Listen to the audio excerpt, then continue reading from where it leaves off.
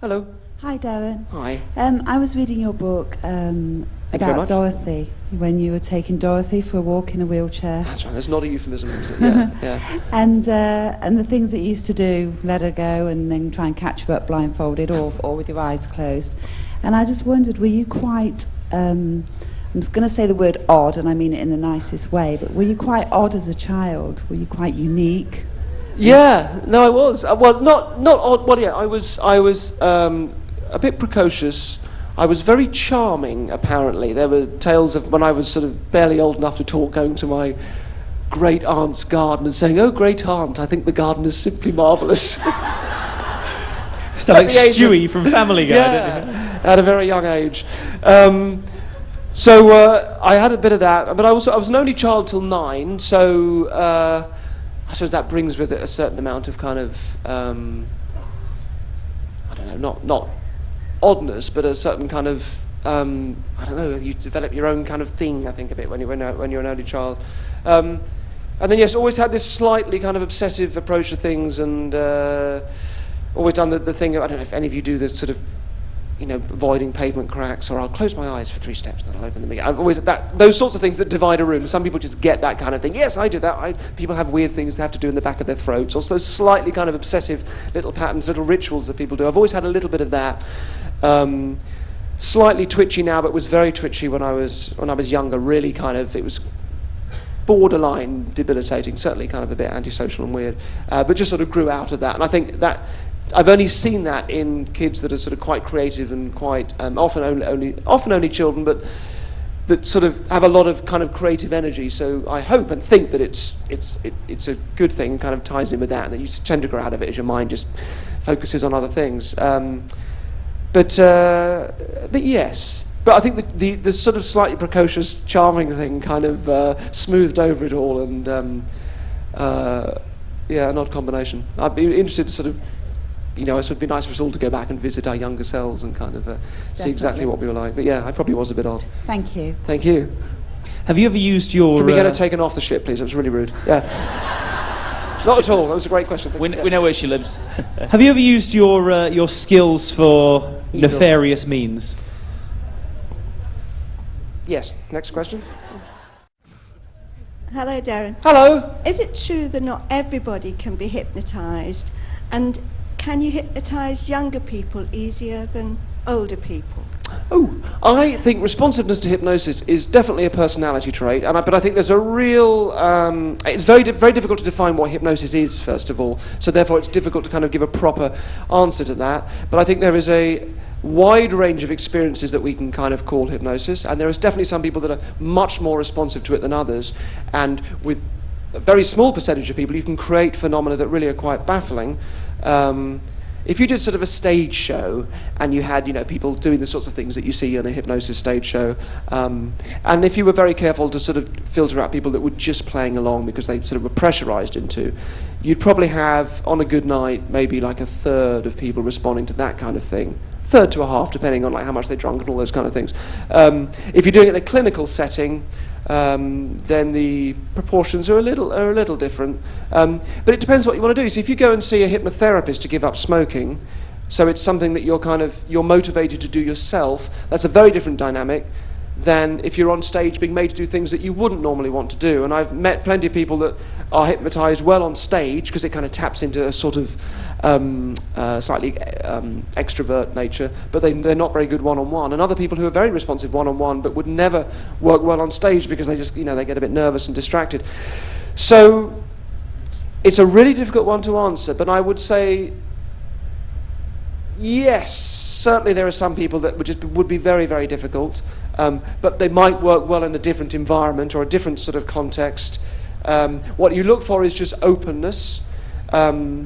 And sometimes people that are extrovert and bubbly and naturally kind of, you know, just those sorts of open people generally are very responsive to it. But sometimes people surprise you, people that are much sort of shyer.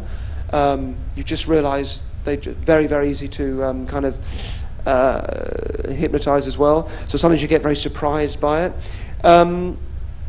What was the second part of your question? Sorry, you asked if there were people that couldn't be hypnotised, and there was something else at the end. Is it Older and younger? easier for younger to hypnotise younger people than older people? I would say, as a general rule, your ideal audience is a student audience, but I think that's not so much to do with the age per se as to do with the sort of environment that you're working in. So when I was doing stage shows, that would always work very well because they're up for it, and they're kind, there's that sense of it. I remember doing a little hypnosis show at my mum's work where there was quite a wide sort of age group, and there was one lady probably in her probably about 60. She's probably just due for retirement. She was very responsive to it. So I think age doesn't necessarily make a difference really, but the sorts of social environments you get with younger people tends to be conducive. Having said that, I did one show for I shouldn't even say this, a load of students in Liverpool years ago when I was doing it, and I made the mistake of saying, if any of you, while I'm doing the trance induction on stage, if anybody in the audience, if you feel yourself going under, just go with it, just fall asleep, and then the person next to you will just put their hand up. And never say that if you ever do a hypnosis show, because a girl in the front row falls asleep and the person puts their hand up, so I kind of, I just thought it'd be, sort of a bit of drama if that would happen, so I kind of left this here and went down and sort of woke her up, came back up on stage. 2 minutes later, she's gone again. The same hand goes up. And so I go back and wake her up again. And now it's quite a hot room as well. It's quite hot, a bit stuffy. They've had a bit to drink. Suddenly, other hands are going up because now they're getting in their heads. Oh, he can't control, it's sort of getting a bit out of control. He can't keep them awake. So other hands start coming up. So now I'm going around the kind of audience. I slightly abandoned the show at this point. I'm just waking everybody else up. Then it's too hot. So I'm saying to the people, will you just take these people outside? Because what's happening is they're falling asleep, and then they just, their hands are going back up again. They're just falling asleep, waking up, falling asleep. So now they're being taken outside into the fresh air. I'm trying to continue with the show. Then people are running up saying, "Can you come outside because people are falling asleep on the grass?" So I had all these people asleep on the floor on these weird sort of stone slabs that were used as seats. I'm going around waking them up, a little bit like Jesus, it has to be said, waking people up, and again, they're all right now. But this one girl, it all kind of came back to this one girl who kept falling asleep. And fascinatingly, it turned out that her father, sort of estranged father, he'd left the family, but he was a hypnotherapist, and she's always wanted to get back in touch with him. And it just seemed at some odd level, this might have been an odd kind of cry out from her. She just, I'd never seen it. It's not a sort of thing you'd expect from hypnosis, and somebody keeps going back into it. So that was very odd. So yes, that can happen too. So that was too much responsiveness in a student environment. Derren, have you ever had a psychic reading, apart from the celebrity ones? Have you ever had a psychic reading, and what happened? Yes, I have. I seek them out because although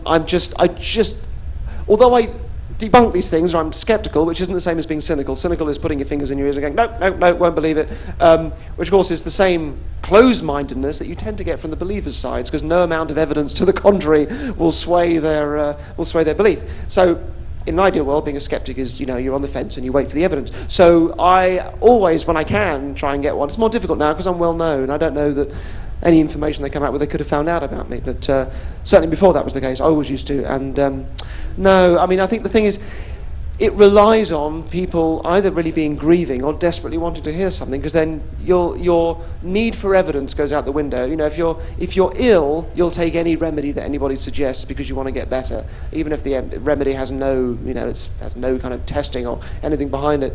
And it's similar, I think, with sort of psychic readings. The last thing you care about is evidence and double-blind tests and controlled tests and protocol when you just desperately want to be in touch with someone that you love. So, but if you're not in that position, yes, I'd be fascinated to hear a psychic reading. It's just really not very convincing, because if you listen to it and you think, well, you're either saying stuff that could apply to anybody, or you're just pushing on something that until I kind of go, yes, I suppose I could make that fit. And there's just a huge pressure on you to make it fit. So it relies, I think, a lot on you being in the right state of mind when you just really want to hear something, which is why it always feels a little bit ugly to me, because, it's a very vulnerable situation that people tend to be in. Good question, though. Thank you. Well, thank you all for all of your questions, and unfortunately time has run out. But one thing we can believe in is the magic of Christmas. Oh! And I've got you a present, Derren.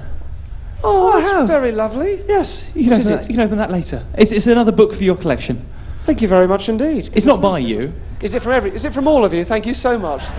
You're all chipped in. Thank you. Thank you, Martin. Should I open it or not? You can open it. It's fine. It's not, you know, a book of naked pictures of myself or anything. It's fine. Better be funny. There's a lot of anticipation from the audience. No, it's a book on mind reading gag. from 1963. There you go. It's Al-Quran's Bring Out the Magic in Your Mind. Al-Quran was a... thank you very much for this. What a great gift. He was a sort of a predecessor of mine, I suppose, back in the sort of 50s and 60s. Also a hairdresser. A couple of them were. I don't know what that says. Success through a positive mental attitude. Thank you very much indeed. That's a very lovely gift. Thank you. Absolute pleasure. And thank you all for this, for chipping in. Thank you very much. Well, you've all signed it as well. That would be nice. Thank you. And of course, we still have one more fantastic show. If you haven't seen Derren yet, then do come along at 10:45. It's very good. This evening here in the Palladium. From myself and Mr. Derren Brown, a big round of applause, please. Thank you very much. Thank you. Thank you. Thank you. Thank you. Have a marvellous afternoon. Bye-bye. Thank you very much.